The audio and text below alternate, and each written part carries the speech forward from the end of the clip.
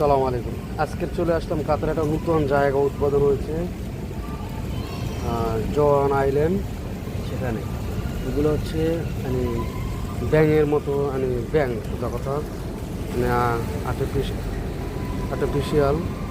এই যে মানে সব জায়গায় এরকম করা আছে। খুবই অসাধারণ একটি জায়গা। এগুলো সব আর্টিফিশিয়াল। উপরে গ্লাস, এই উপরে গ্লাস, নিচে হচ্ছে লাইটিং করে যাতে করে লুকটা খুব সুন্দর আসে।